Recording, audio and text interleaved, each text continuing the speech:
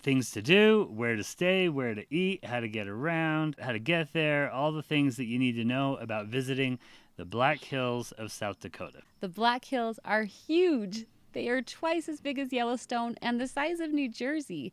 It's home to 6 national parks and 1 state park. And besides sightseeing and hiking, there are a ton of fun activities to do. It's one of the very favorite places to take our family. We are Matt and Cheryl, and we live in Utah. We have 4 children, and we've been married for 20 years, and we enjoy traveling with our family to the national parks. Today, we wanted to go over with you all the details of what we would do when we're traveling to the Black Hills. We have created an itinerary and audio guide, so if you wanted to make your trip planning super easy, you can go check it out. That is our mission here, is to help you have a great trip. So, first thing we're going to cover is an overview of the Black Hills. It's located in western South Dakota. It actually spills over a little bit into Wyoming as well, and so it's quite a large area. The Black Hills are, and they're kind of like a small little mountain range that are located among the Great Plains of South Dakota and North Dakota. Mount Rushmore, that's what it's famous for. The purpose of Mount Rushmore is to bring tourists to the Black Hills, but there's so much more in and around the Black Hills to do and see. So you come for Mount Rushmore, but you stay for the Black Hills. We can generally divide this up into a few sections here. So the northern Black Hills have Deadwood, Sturgis, and Spearfish. Deadwood and Sturgis are kind of famous cities, actually. And then if you go down to the southern part of the Black Hills, this is our favorite area. This has Mount Rushmore and the city of Custer, South Dakota, and then Custer State Park as well. The central Black Hills has Rapid City to Keystone. There's a Route 16 that connects Rapid City with the city of Keystone, with a lot of family-friendly activities to do along there. And then the outskirts of the Black Hills. There's plenty of things to do around the Black Hills that are pretty much always done in conjunction with the trip to the Black Hills, like Badlands National Park and Devil's Tower. So we're going to go over all of these things actually in this video. Now, we took a little poll of our channel, people who watch our videos, and most of them visit the Black Hills for multiple days, like 3 to 4 days or even longer, maybe up around 6 or 7 days, a lot of them. So the Black Hills are a destination. They're not just a drive-through, but they're also a great spot on a road trip to hit as you're going to Yellowstone from the east. So these two are pretty closely connected, actually, the Black Hills and Yellowstone and Grand Teton National Park as well. So that's a pretty good trifecta for you there as a road trip, but you do want to give plenty of time to the Black Hills.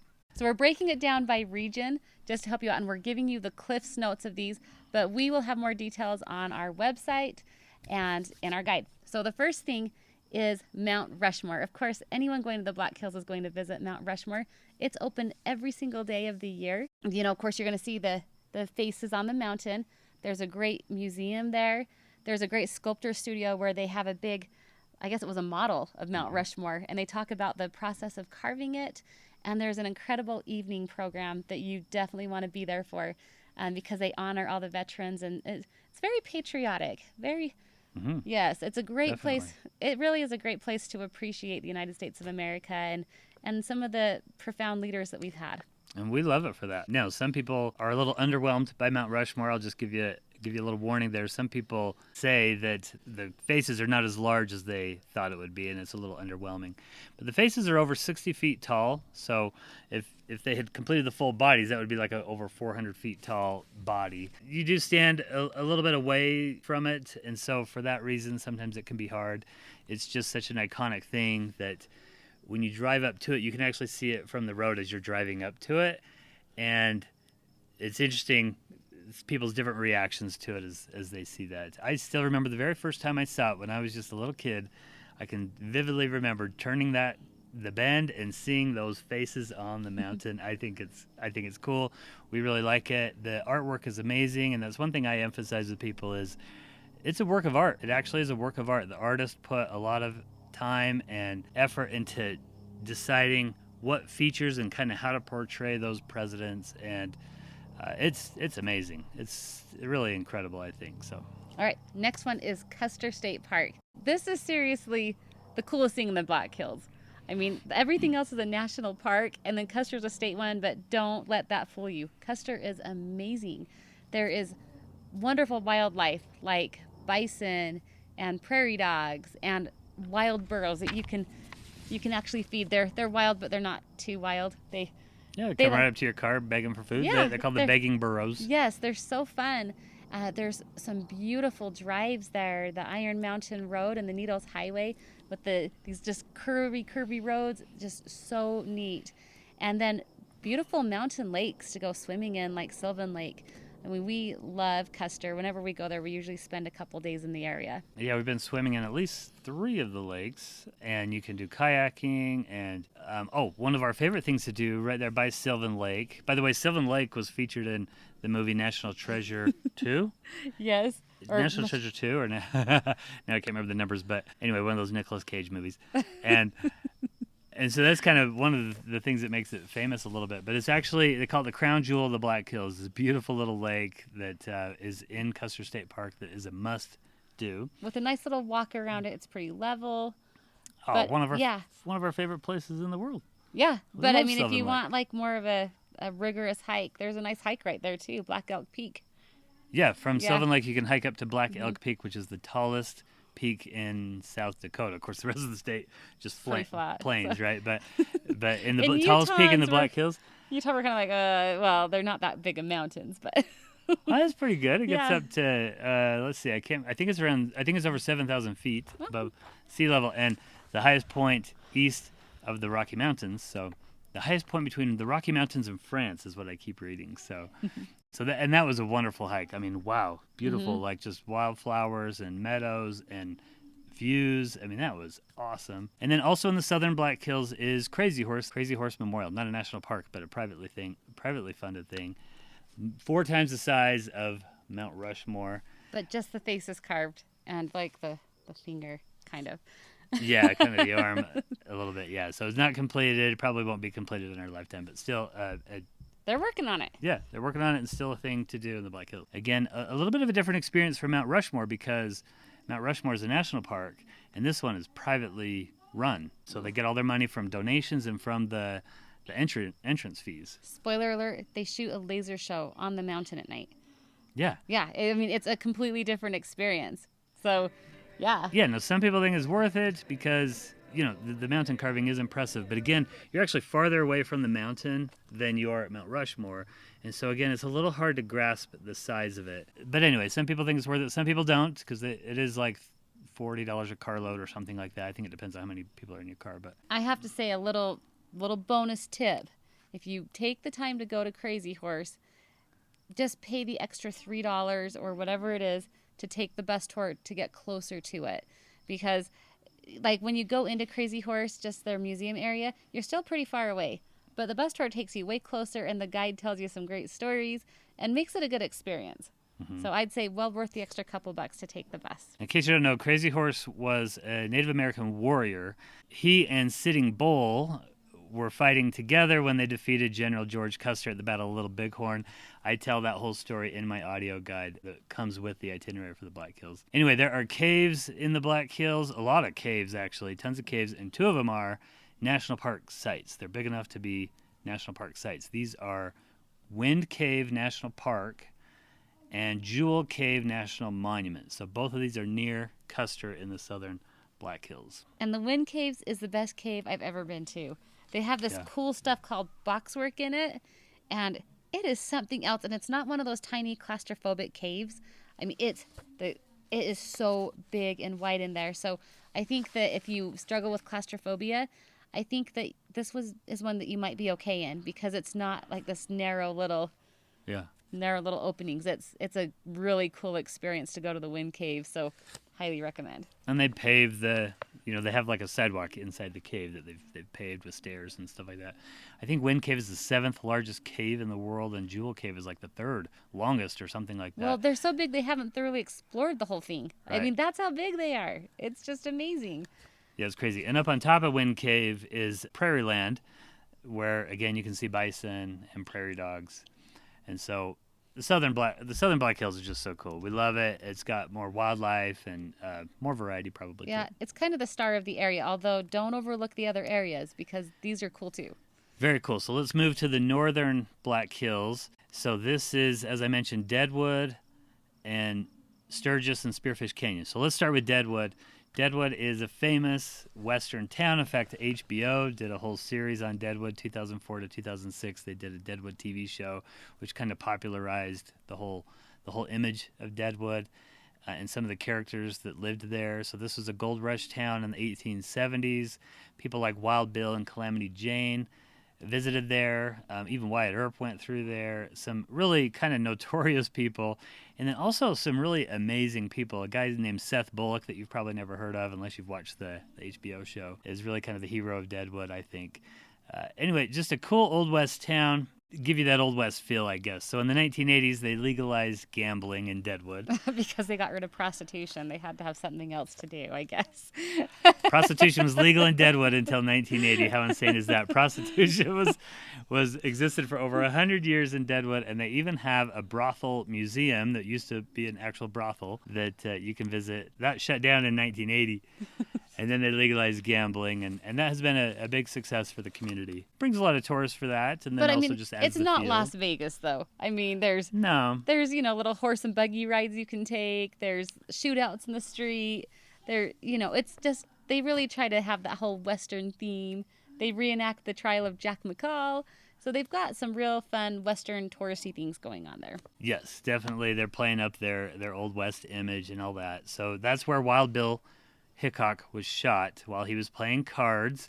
Won't ruin the whole story for you. He was buried in the cemetery near there, and then Calamity Jane was buried right by him. So you can visit both of them. That's a big thing to do in Deadwood. Really, a lot of amazing museums. And then just up the road from Deadwood is where they found the real gold at, in a place called Lead. And they have a Homestake mine there. The Homestake gold mine was the most profitable and the largest gold mine in America. And it operated for over 100 years, and it just closed down about 20 years ago, I think. And they give tours of it, and you can go stare down into the big hole. So there's actually a lot to do around Deadwood. Now, we didn't even mention that near Deadwood is Spearfish Canyon, which is a beautiful drive and has hikes and waterfalls that you can go visit there. The last time we were there, we hiked up to this little spot where we could play in the water with the kids and stuff. So just a beautiful canyon, beautiful area. Deadwood, a fun place, and really a must-do on any Black Hills itinerary. Oh, and then I didn't mention Sturgis. So Sturgis is not in our element, so you may be aware of Sturgis. That it's where the motorcyclists come every August, and they have the big Sturgis motorcycle rally. This is like what? This is kind of like Mardi Gras in a way in New Orleans. So it's kind of a crazy. Now the thing is, do not visit the Black Hills in August. We've done this before. Well, we did September. Okay, I feel like I've seen it. Oh, I've seen Sturgis. Cheryl's living in a secret life. I'm not aware. I think it was pre-marriage. I don't know. I've seen it. I've seen some crazy outfits in my motorcyclist. You're probably thinking of Fremont Street in Las Vegas. So Sturgis is, even when the motorcycles aren't there, I think the big things to do in Sturgis are to visit some of the really famous bars that are there. But Sturgis, that's not our scene. We'll just tell you, that's not our scene. Don't ask us about this. We don't know. Yeah, we're bad for that. But if you just want to go visit the Black Hills, avoid the Sturgis time, and they usually say avoid about a week before and a week after. So that actually takes up most of August because it's just so crowded and so many people. And they're not just in Sturgis. They're all over the Black Hills, all these motorcyclists. By the way, there's a reason why they go there, and that's because there are just amazing scenic drives in the Black Hills. I mean, there's no better way to see the Black Hills than without the top, riding around on a motorcycle. We'll cover some options for you later. But okay, let's talk about the central Black Hills now. This is where all the little cities are, and it's fun. We love hanging out in the center. So we say in the central Black Hills is Rapid City, which is the biggest city in the Black Hills, and that's really like the jumping off point for a lot of people. And it's not a town with a lot of charm. It's just a larger city. It's a regular working city where all the other towns in the Black Hills are small. They're built on tourism, but they're also kind of small and charming and stuff like that. Rapid City is just a city, although it does have some nice free things to do there, including the presidential walk. You can walk along Main Street there and see a statue for every single president. Yeah, they're fun. And they have art gallery there as well. That's like a public graffiti place that's always changing. Artists can come in there and put whatever they want on there. And they have Storybook Island, which is the cutest park of all time. they've created all these little stories from fairy tales, like just scenes from it. And it's a free park. They have a little train and a little carousel that do charge. But I mean, when I go there, I feel like I'm getting a little Disney fix. Even though I'm not going on any rides, I'm getting to see all these fun stories. And I love it. It's such a cute place and so fun to take your little kids to. Okay, from Rapid City, the road that leads to Mount Rushmore is called Route 16. And then it ends in Keystone, which is actually borders Mount Rushmore. So Rapid City to Keystone is kind of tourist row right there. Tourist trap row, you might call it. Has tons of activities. Yes, but so there's Bear World USA, which we haven't been to, but we've been to several Bear World other parks, the drive-through parks where the animals are just kind of roaming around and you drive through, and they're cool. Like, we've never been to one that we didn't like. Yeah, we've loved it. Reptile Gardens is one of my favorites of all time. I mean, there's not a zoo. I've never been to anything similar to that. They have, like, this guy's out there talking, and there are alligators walking around him. I remember he, had to grab one by the tail and move because it was starting to get a little too close. And snakes, turtles, it's cool. I like Reptile Gardens. I think it's the biggest reptile zoo in the world or something. They've got the Buffalo Coaster, which we need to say, okay, this sounds like a complete hillbilly thing to do because we're in the West, right? So you go on this coaster and you shoot at pretend bison, not real bison. Yeah. I don't want anyone to think we're shooting at real bison, but you go on this coaster and shoot at the bison. We haven't done it, but I think we may. Well, yeah, we were really tempted to last time. For some reason, we didn't do it. We had stuff going on, but we were like, ooh, intriguing. The Buffalo Coaster is located right next to Fort Hays Chuckwagon Dinner, something like that is what it's called. And so that's, dinner and a show. You can go do that. Shoot a bison and go to dinner and a show. How about that? Nice. And you can eat a bison there. Actually, that's one of the real common things to do in the Black Hills is to have a bison burger. In fact, the South Dakota official state dish is called, I'm going to mess up the name, but it's cubed bison meat, like a delicacy. Oh. So, okay. Next one is one of our favorite things we did on our last trip, which was Rush Mountain. So it's an outdoor amusement park on a mountain. You go on a little gondola up to it. They don't have, it's not like going to Disneyland. There's a lot less rides, but it has some unique rides, like a mountain coaster, which if you don't have one in your hometown, you've got to go to a mountain coaster because those are cool. And you have unlimited trips if you get an unlimited pass. You can buy the attractions a la carte, but it might be a good idea just to buy the whole pass so you can do as much as you want. They also have like a big ropes course. They have a zip line, and then they have a little shooting game. They also have a cave there that you can go in. Yes. Yeah, they have their own cave.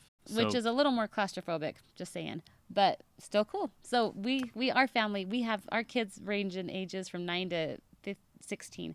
So they liked it. So that's kind of the ages of our kiddos, and and our grandparents came with us. Mm-hmm. So it was fun for everybody. The city of Keystone actually borders Mount Rushmore, and then kind of across the way is a city called Hill City. So these two, they're kind of almost twin cities in the Black Hills, and in fact they're connected by the 1880 train, an old steam engine that you can take. This is one of the activities you can do, is to ride this little steam engine. I think it's 10 miles between the two cities, and it'll take you to one city and then back to the other. Now, Cheryl's giving a thumbs down because when we rode the 1880 train many years ago, the train derailed on us, and we got it wasn't a major crash. I mean, we're alive to tell the tale. But it did come off the tracks, and they had to bring out another train to get us, load us up, and take us back. So we only got 2 miles out of the 10-mile ride. And, it's a slow train ride. You're going through the forest. So if you've never been on a steam engine train and that's something you want to do, look, the train's not going to derail on you, I'm sure, like it did us, okay? That's I'm sure that's not a regular problem. And we don't want to hurt any business or anything like that because they were nice to give us our money back. And, of course, anything could happen, right? But I actually would still like to go finish that train ride, but I don't think my family wants to, and my kids are kind of older, and I don't think they're too interested in it anymore either. But it was fun for our kids for the 2 miles.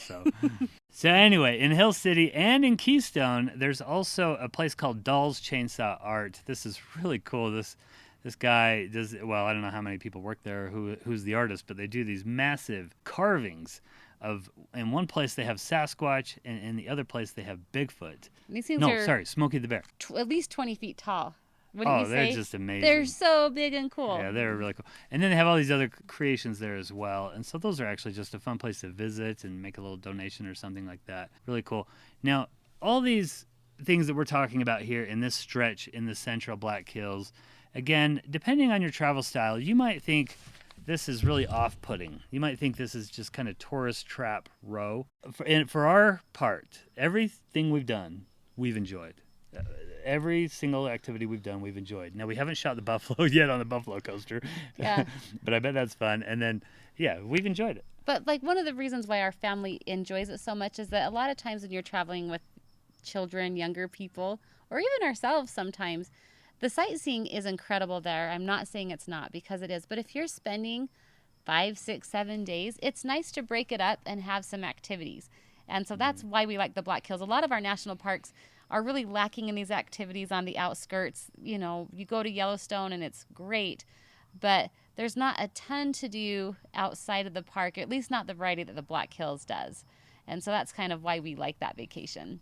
Yeah, we have 4 kids, so Yes. It gives us a great variety. With that in mind, we've got a few more activities. One that we really enjoyed on our last trip was the George Mickelson Bike Trail that goes from Deadwood to Edgemont. There's all sorts of different sections you can do. Just pick a spot and go on it. Where did we get on? We were on in Custer area, right? Yes, we actually rode past Crazy Horse. You can rent bikes. The trail's over 100 miles long, so some people actually they'll spend like 2 days doing the whole trail. But again, you can just do a portion of it. The trail was actually where the railroad tracks used to be, and then they converted it into a bike trail. So some of the trail goes through tunnels, which would be really cool. I've heard the sections up around Deadwood are amazing. So anyway. We went to the spot we did by Custer because it was where we were staying, and it was one of the easier sections of the trail, and we have children. So that's why we did the section we did. The bike rentals were really affordable, but if you get e-bikes, it's going to be a lot more expensive, I'm sure, but then you're also going to be able to, it'll be easier to ride. Okay, the next thing to do is to play in the water. So our kids always love going to play in the water, and it actually can get pretty hot in Rapid City or in the Black Hills. It can get pretty hot in the summer. So having some lake time in your itinerary is pretty good there. So there are many lakes all over the Black Hills that you can play in. Popular ones are Pactola Lake, where you can rent boats, kayaks, paddleboards. You can do really quite a bit at Pactola Lake. Same with Sylvan Lake that we mentioned earlier, where you can rent some kayaks for a half hour or an hour, something like that, and that's plenty of time to get around the lake. There's a lot of just really fun lakes that you can play in. We include some of our favorites in our guide here to get you there, but anyway, can't go wrong playing in the lakes. Our next one was a splurge from our last trip, and we rented a Slingshot from Adventure Rentals. A Slingshot, if you're not familiar, has like the 2 seats with the 2 the 2 wheels in front and the 1 wheel in back. And those were so perfect for cruising around on those amazing roads like the Needles Highway and the Iron Mountain Road. We love that thing, and our kids, when we ask them about the trip, that's the thing that they remember doing. So that was a really fun adventure that we went on. Yeah, we mentioned that's a good way to go see the Black Hills, kind of like the bikers do, and it was so fun. And don't be intimidated, by the way, if you're thinking that one tire in the back would be kind of hard to navigate. It drives just like a car, and you're low to the road, and oh man, it is so fun. They even have automatics if you can't do a stick. So yeah. Yeah, Adventure Rentals, they have locations in Hill City and in Custer. These are totally our own opinions. We're not getting anything out of this. We just had a great experience on that. Horseback rides is a popular thing to do in the Black Hills, as well as chuckwagon dinners. We actually haven't done this yet. We've done horseback rides at plenty of other places, but not the Black Hills. So I know that one of the chuckwagon dinners that's popular is at Bluebell Lodge in Custer State Park, but I'm sure there are many places like that. So that's another thing that people like to do. All right, next we have the outskirts of the Black Hills. So the first one we're going to talk about is the Badlands, or our son used to call it Grouchy Town. But Badlands is cool in a desolate sort of way. How do you describe it? So the Badlands, the way I describe it is there's kind of like an upper plateau and a lower plateau, and just everything that's been eroded and left behind is kind of what you see with the Badlands. They are really desolate. Although there's also peaks. There's also these really high peaks, which is really interesting. I always forget that every time I go. Badlands is a wonderful park, and so if you're visiting from the east, you're going to hit that on your way into the Black Hills. If you're visiting from the west, you want to make a day trip to go out and see the Badlands, because it's a wonderful park. And the fun thing about the Badlands is it's a lot less populated, so you can actually get some peace and solitude. And the other thing is that you just kind of free hike around. It's not like you stay on designated trails. You just kind of scurry around on the rocks. Yeah, they have something called the open hike policy that you can just basically wander around pretty much wherever you want to go. It doesn't take really all that long to see it. It's kind of a drive-through park, and you get out and do a few hikes or scrambles around, and maybe a half a day to see the Badlands, and a beautiful scenic drive that kind of goes up and down on that plateau. And it's home to the very weird Waldrug. Yeah, right next to the Badlands is Waldrug. Sorry, Wall, South Dakota is the city. Waldrug is the store. Which we think everyone should do at least once. Yeah. Because it's super weird, but super quirky and fun to talk about later. I looked up the other day just tourist trap on Google. I didn't type anything else in. I just typed tourist trap. The first thing that came up was Waldrug, South Dakota. And that's what it is. But I actually don't say that in a bad way. That's what its intent is so you go there. It's kind of this. It's almost hard to describe what kind of experience it is. You'll see signs all over saying you're 500 miles to Waldrug. Like, they're all over the country. Yeah. In weird random places. And they advertise their amazing water, which really isn't that amazing. Yeah. Yeah. Back in the 30s, it was a pharmacy, so it was a drugstore.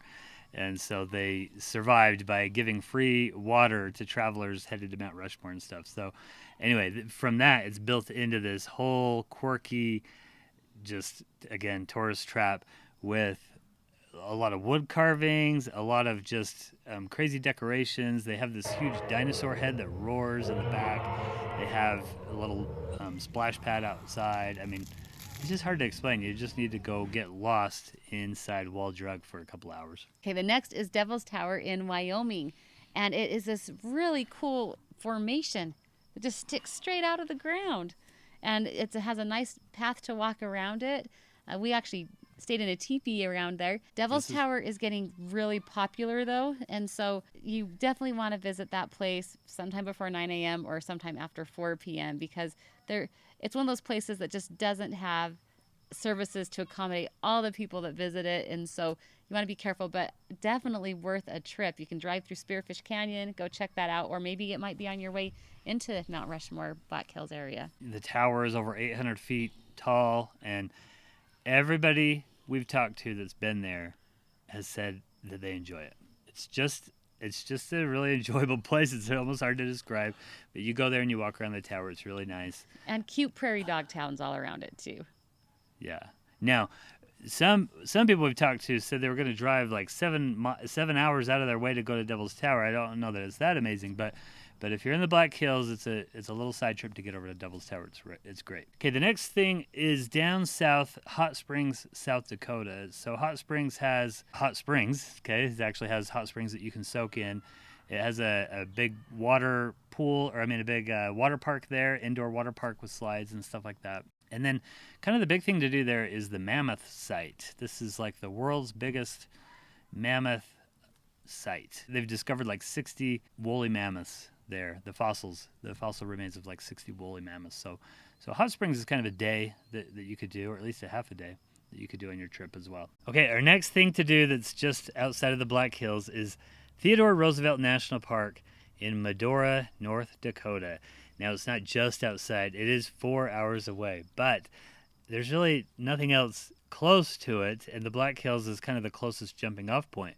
So when we went there last year to the Black Hills again, we did take the detour to Theodore Roosevelt National Park and absolutely loved it. They have North Dakota Badlands there that are kind of like the South Dakota Badlands, but they're not quite as dramatic. But the park offers some other things as well, like solitude. There's bison, there's prairie dogs, and wild horses. To my knowledge, this is the only national park with wild horses in it.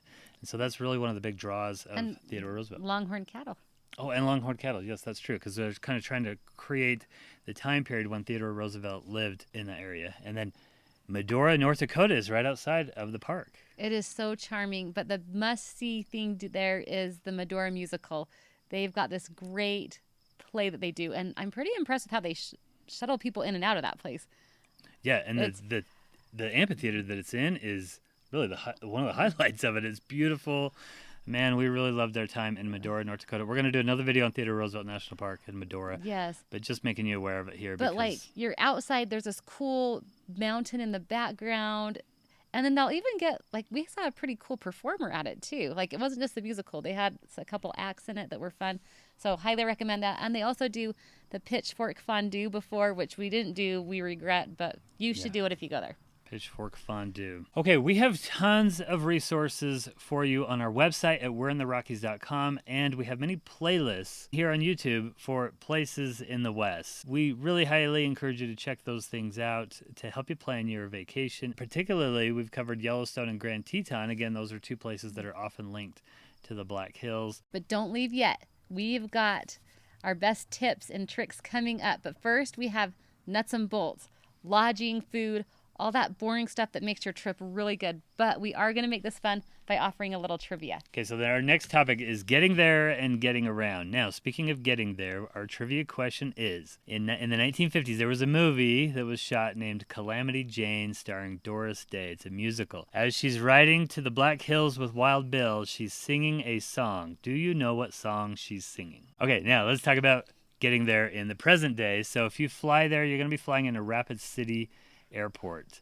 This is a regional airport. I think it's a little more expensive because it is a regional airport. When I looked at flights there, I was a little surprised at how much they were, but maybe that's just because we're going through inflation right now. But the other option is to do a road trip. And there's some pretty good road trip options for going to the Black Hills. Many people take I-90, and there is the Black and Yellow Road that connects Yellowstone and the Black Hills. Yep, it's called the Black and Yellow Trail. That was kind of the original highway between the Black Hills and Yellowstone. All right, next thing to know is you're going to need a car. This is not back east where there's good mass transit. Things are far away from each other. So just know that if you fly, you're going to need a car. Most cities are about an hour away from each other. So we kind of mentioned three of the big cities. So there's Deadwood up north, Rapid City in the center, and Custer down south. Each of those are about an hour away from each other. And then Badlands about an hour east, Devil's Tower about an hour west, Hot Springs, South Dakota about an hour south, and then, of course, Theodore Roosevelt National Park 4 hours north. And most RVs are going to work driving through the Black Hills, but there are a couple of tunnels that have some height restrictions, but we do cover these down to the letter in our guide with all the measurements so that you know whether or not your RV will fit through those tunnels. Mm-hmm. Otherwise, generally RV friendly. Okay, Our answer to the trivia question. The song that Doris Day was singing was called The Deadwood Stage. So she was singing about the famous Deadwood stagecoach. There was a robbery that occurred on the Deadwood stagecoach in the 1880s, which is one of the more famous robberies, in large part because Buffalo Bill Cody, who established Cody, Wyoming, he had a traveling Wild West show, and the centerpiece of that show was a recreation of the robbery of the Deadwood stagecoach. Today, if you visit Cody, Wyoming, you can see the Deadwood stagecoach in the museum. It's beautiful, yellowed stagecoach. It's really, really cool. And I do a whole essay on the history of the Deadwood stagecoach and stagecoach travel in general in the Old West. And anyway, I kind of geek out on that kind of stuff. But the Deadwood stage, look that up, Calamity Jane. It's a fun song. Okay, next is where to stay. But first, our next trivia question. Now, Matt has no faith in you guys, but I do. Okay, so the question is, which 4 presidents are on Mount Rushmore? Matt thinks that most people don't know this, but I think people do, especially if you're planning a trip there. I bet you're the type of person that knows this. So think about it while we talk about where to stay. Yep, where to stay. The 2 basic strategies here is to stay in one location and then do a fair amount of driving each day to get to each of the sites. Or to move around so that you can be a little closer to the sites, but then you have to change the lodging and all that. So if you're going to stay in one location, generally the best ones are Rapid City and Hill City. You can get to all the spots in a day and return for the most part if you're staying in one of those 2 spots. Or you can move around. So if you're going to move around, we would suggest staying in Custer in the southern Black Hills, which we love. We've stayed there just about every time, I think. And then move up north and stay in Deadwood. And in my humble opinion, you've got to stay in Custer. When you go to the Black Hills, you want to be in the mountains. And Custer is more mountainous. You're a little more into nature. Smaller town, and same thing up in Deadwood. And really all the lodging that we looked at around the Black Hills was pretty darn affordable, around $150 a night average prices. You could find some cheaper ones even. And of course, there's many more expensive options that you could do if you want a nicer luxury experience. But gosh, we were really impressed with the price of it. So, and lots of camping options like camping cabins and tree houses and little resorts. So tons of things. And if you want to be a little splurgy and stay in Custer, they have 6 lodges. They average around $250 a night, so a little more expensive, but they're resorts, they have activities, they have fine dining, they have lakes. Yeah, so there's actually run by the state park there, Custer State Park, 6 lodges. And then a lot of VRBOs and Airbnbs, and I'm sure we're leaving out plenty, of course, but wow, tons of options. Answer to our trivia question is, are you ready? Of course, George Washington, Abraham Lincoln, Thomas Jefferson, and Theodore Roosevelt. Okay, now be honest in the remarks. We want to know, were you able to get all 4 correct? And if not, which ones did you miss? So usually I think people are missing on Theodore Roosevelt or Thomas Jefferson. Okay, let's talk about where to eat next. But we have another trivia question. One of the presidents on Mount Rushmore is credited with writing down the very first American ice cream recipe. Who was it? Who was it? Now that you know the 4 of them, which guy was it? Okay, general things to know about food in the Black Hills is, number one, people like the food in the Black Hills as opposed to Yellowstone. I don't know why people hate on Yellowstone's food. But from what we're reading and hearing, people like the food in the Black Hills. We've liked it. Black Hills it's very common to have steakhouses, burger joints that are serving bison burger. That's pretty common. Bison meat is good. It's like lean beef. Yeah. Yeah, so it's not gross. Yeah, you wouldn't notice much of a difference between a regular hamburger, but it is a little more lean. Something to know about Waldrug is they have a cafe there, and it's a cafeteria, and that's one of the big things to do when you go to Waldrug. Cheryl hates the cafeteria. It's a disaster. It is the biggest disaster. There's just giant lines, and the quality of food is... It's like hitting McDonald's or Wendy's. It's nothing special. But it's at a premium price, and it's just a giant zoo. People say they have their own donut recipe, and you have to try the donuts. We tried them; they were fine, but I don't know if it's. Their special water they advertise is nothing to write home about. Their cafeteria, though, like the dining room, is kind of cool. So I do give the dining room a thumbs up. I'd maybe go there and grab a piece of pie or a donut, but I'd rather go eat at Wendy's. I just want to go to my car and make a sandwich. Okay, next spot is Mount Rushmore. Something you need to know about Mount Rushmore is they do have a restaurant there called Carver's Cafe, and from our understanding, is the only 4-star green restaurant in South Dakota or in the Black Hills or something. So anyway, that's probably pretty good, but it does close early at 4:30, so we missed it this last time. Next to Carver's Cafe is an ice cream place that serves vanilla ice cream, the same recipe as written by Thomas Jefferson, the 3rd president of the United States, and credited with the first ice cream recipe in the United States. Okay, and I do have to throw my 2 cents in here on the whole Carver's Cafe situation. Since it does close at 4:30 and there's an incredible evening program at Mount Rushmore, you either need to eat a really early dinner in the city, like in an outside city, or pack a picnic in, because they'll let you bring food into the amphitheater. My only word of advice is guard your food carefully, because several hungry tourists are going to be eyeing your food because they're going to think there's a restaurant open and there's not. But see, look how smart you are. You've watched our video and now you know that special trick. There you go. Now, we polled our YouTube audience on this, and they give us a bunch of suggestions for where to eat in the Black Hills. I think rather than giving you a long list of those right now, I think we'll just put a link to that in the description. By the way, a lot of people tell us they don't know how to access the description on our videos, and so I just wanted to tell you, it is beneath this video. If you're watching on a desktop, there's some text there with a little thing that says read more. You click on that and it'll open up all of our notes. If you're on a mobile device, there's a little arrow over here. You tap on that, it'll open up all of our notes. But I think we'll kind of spare you just giving you a list of places to eat. Most of them are kind of steakhouse type places or burger places. One of them is a German place called Alpine Hill that I've heard a lot about. So. And we like the Pounding Fathers in Custer because of the pithy name. It was funny. Pounding Fathers, that has all the founding fathers there pounding their burgers. So. Okay, next is when to visit. Okay, it's pretty much a good time to visit the Black Hills, April through September. And maybe even into October. But when you do like April or May or October, you're kind of on that gamble season there where you might get snowstorms.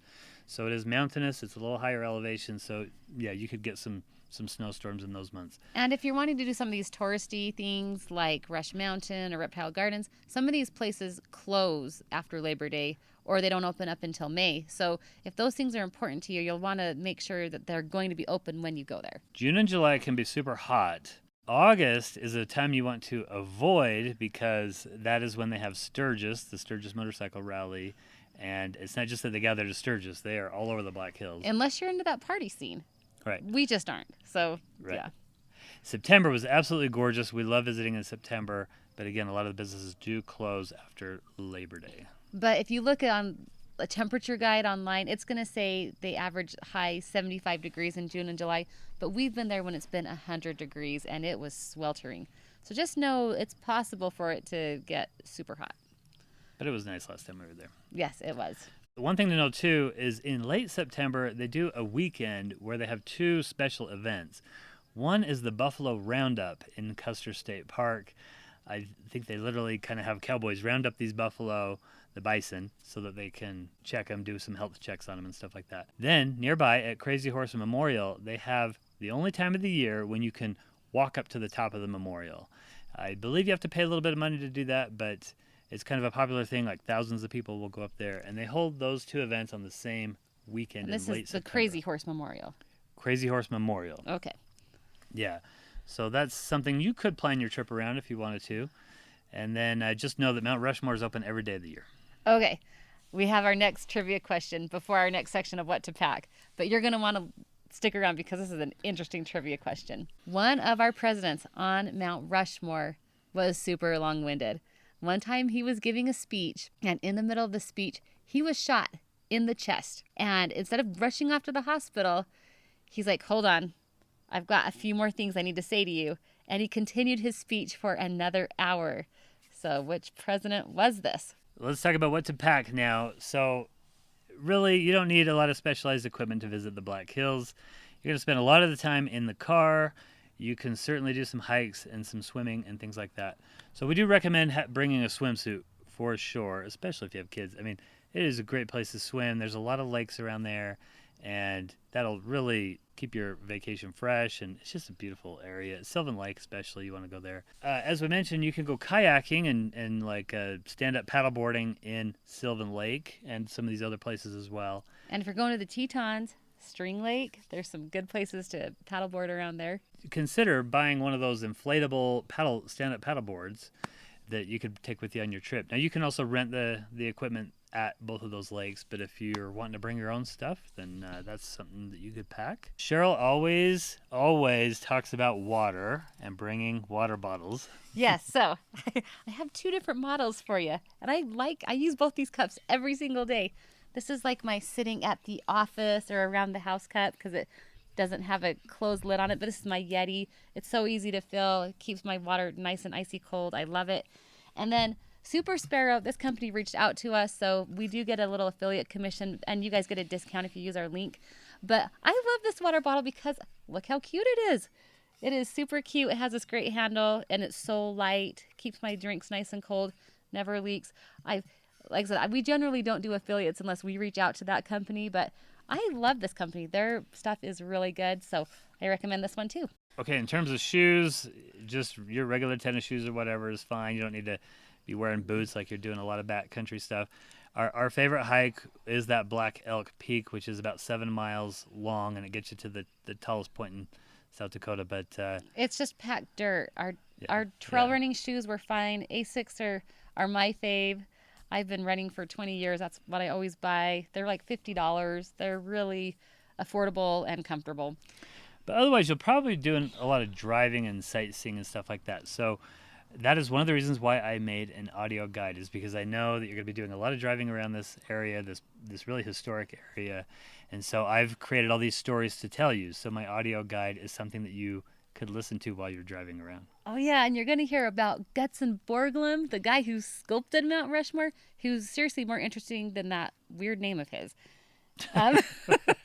You're going to hear about Wild crazy, Bill. Yes, Wild Bill, Crazy Horse. Really, yeah, we're really geeking out on excited. this. It's fun. Yeah. Okay, next thing is if you're going on a road trip, it's kind of nice to have a little nice blanket in your car to snuggle up with, take naps, just be really comfortable. And this is my all-time favorite blanket. It's made by a Utah-based company called Minky. Although these blankets are not made out of animal products, they feel soft like animal fur. They're so comfortable and nice and legit. Everyone in Utah owns one of these, but one of my favorite things about this company is that they hired one of my students with a severe disability to work for them. And I reached out to them. We do get a little portion of a sell to help us keep our channel going. But if you type in the code Rockies45, you can get 45% off your blanket if you want to try it out. And we've actually heard from some of our viewers that they've bought this and they love it. So these are great Mother's Day gifts or great for a road trip. Okay, the next thing we'd recommend you pack is a picnic lunch. So we've had multiple nice picnic lunches at the lakes as we're swimming, or as Cheryl mentioned, at Mount Rushmore in the evening. So consider doing that as well, even though there are restaurants all over the place, all over the Black Hills. Okay, our next one is binoculars, packing binoculars. So you're going to see some wildlife on this vacation. You're going to see bison and donkeys, prairie dogs. And if you're also going to Yellowstone, of course, you're going to be seeing a lot of wildlife in Yellowstone. Now, we've done many videos on Yellowstone that you want to check out, including a whole packing list. Binoculars are one of the main things that you're going to want to take because you're going to want to get a more up-close look at the wildlife. The other thing is in the Black Hills, you can get up to some peaks and overlook all of the Black Hills that are gorgeous, and a pair of binoculars would really go a long ways, I think. So the one we recommend is Vortex 10 by 42. We are not binocular experts, but this one gets really high ratings, and that's the one we've used. You're also going to need chapstick, moisturizer, and sunscreen. It still is a dry climate here in the Mount Rushmore area. You'll be glad you brought all those things along. And again, we'll put more links to that. We've covered all this stuff on our website, so we've given you tons of resources there. All right, the answer to the trivia question is Teddy Roosevelt. It was Teddy Roosevelt who was shot in the chest, but said, I have some more things to tell you guys, and he spoke for a whole hour before going to the hospital to get treated for his shot. Okay, let's talk about our top picks. These are our top picks for you and our top tips to help you get the most out of your trip to the Black Hills. My first tip is you've got to jazz up your vacation with some of these touristy activities. I'm not saying these national parks aren't amazing because they are, but I always think about the Oreo. Like, the chocolate sides are good, but that cream in the middle makes them really good. So get a little bit of both. And so if you have younger kids, I say go to Reptile Gardens. They're going to love seeing those alligators and crocodiles and snakes, and it's just a fun zoo that isn't most places. My first big tip here is to make sure to visit Custer State Park. That is my favorite spot in the Black Hills. Now, I love Mount Rushmore, actually. I really, really enjoy Mount Rushmore. Every time I'm there, I'm amazed by how accurate they are, and it's a very patriotic atmosphere, and it's great. But Custer State Park is my favorite part of the Black Hills. With the scenic drives and the wildlife, you've got to visit Custer. In fact, Custer, some of the drives, as you go on them, you'll go through these tunnels that they've framed in Mount Rushmore. You can actually see it from the drives. That's how they've engineered it, which is really cool. So, Custer State Park. Next is for your teens. Now, two things for your teens. Number one, there's great cell phone reception in the Black Hills. We didn't mention that, but it's true. For good or for bad, but there's cell phone reception for all those teens out there. But for activity is Rush Mountain. Everyone needs to go on a mountain coaster at some point in their life, and your teens will especially love it. My next tip is to remember that there are 6 national park sites in the area. So my mom and I have a little competition to see who can check off more national park sites. One year I visited 20 national parks, and so my mom went and beat me the next year. I think she got like 50 national park sites. Now remember, there are like 63 national parks, but there are over 400 national park sites when you start to include monuments and memorials and stuff like that. So 6 of them in this area, and 7 if you count Theodore Roosevelt National Park up north. And so you can check off quite a few cool sites. And if you have one of those little passport books, you can get that stamped, the National Passport book. All right, next, here's our freebie. You've got to go to Storybook Island. Storybook Island is completely free to go to, and even their carousel rides and their train rides are like $3. So that is a great free activity because we love free. My next tip is to get tickets ahead of time for some of the activities. So some of these national parks, at least 3 of them, require tickets ahead of time.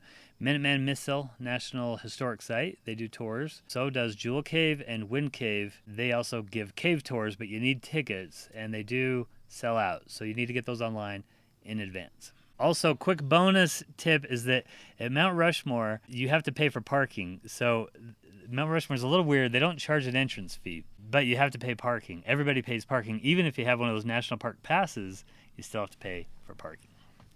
All right, so my last one, because I've just been talking about these touristy things, but our very most memorable thing that our family did was renting that Slingshot. It wasn't something we planned on doing, but as we were driving through Custer, we saw the adventure rental place, and we thought, I wonder how much this would be, and it really wasn't that much. And the thing about the Black Hills is I feel like a lot of these experiences are pretty affordable comparatively to some of the other places we've traveled. That Slingshot was great. What we would just do is one of us would drive our car and the other one would drive the Slingshot with the kid in it, and we just rotated through. We used that Slingshot. I'd probably say for 16 hours of our 24-hour rental, we used that thing the entire day because our family loved it so much. So don't be afraid to mix in some of those activities. I think it will really make that trip enjoyable and fun and memorable. Okay, now my next tip is to make sure to have a plan before you go visit the Black Hills.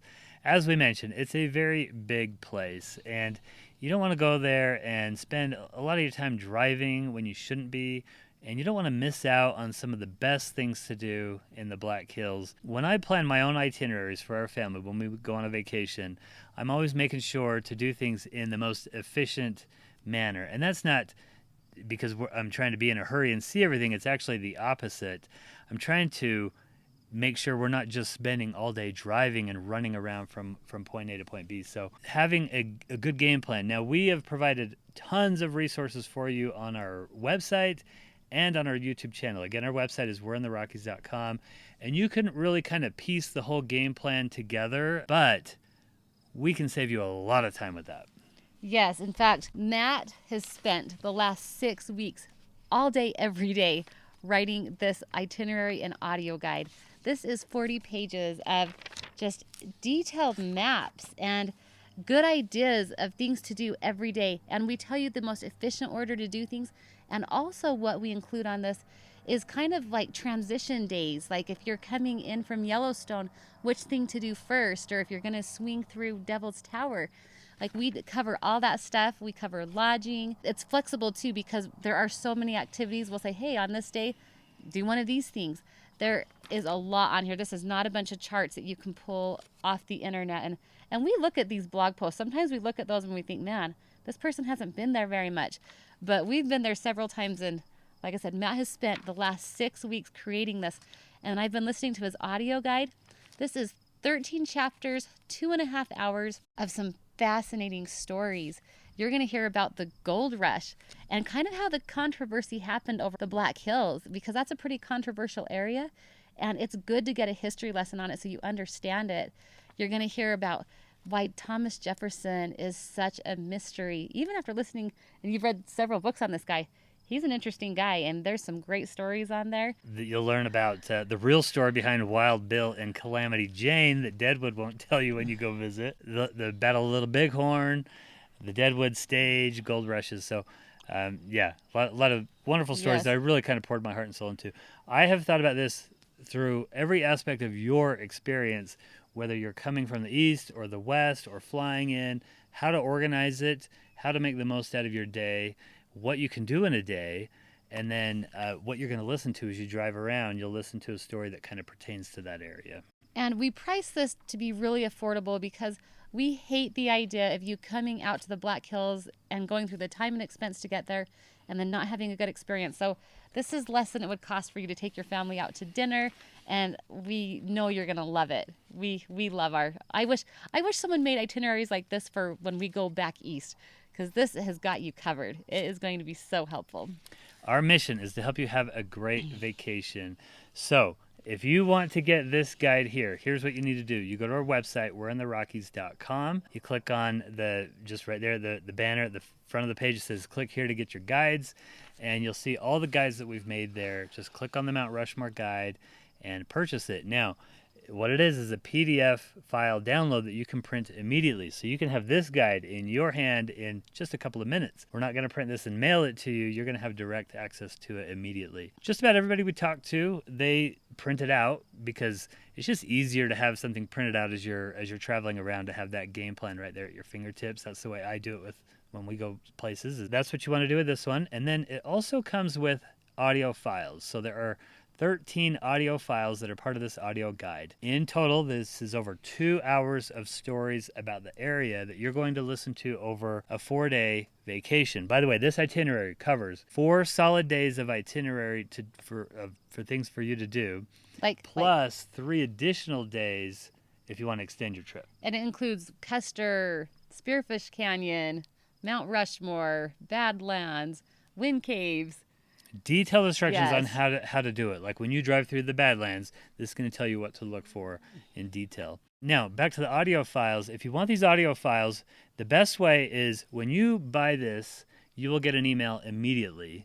And you pull that email up on your phone and you just tap the file there to download the audio files to your phone. They'll download and you'll have them on your phone, off the grid, basically offline, so that you can listen to them whenever you want. Some people like to listen to them before they go on their trip, so they have kind of that background information already. But the guide will tell you when to listen to those files as you drive around that pertains to that area. So this is really just like I'm taking on a tour of one of my favorite places ever, the Black Hills. Yes, and one thing that we did start doing just barely is we are offering trip consulting.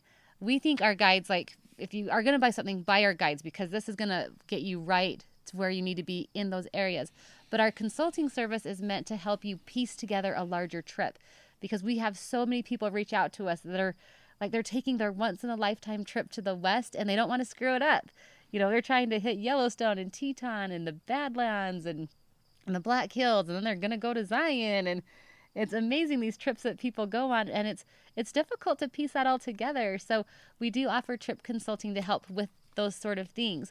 But do not hesitate to get this guide. It will help you out so much, save you hours of time planning and hours of time driving around. This is going to get you to where you need to be in the Black Hills. Go grab it right now. Thank you so much for watching, and until next time, go west, young traveler.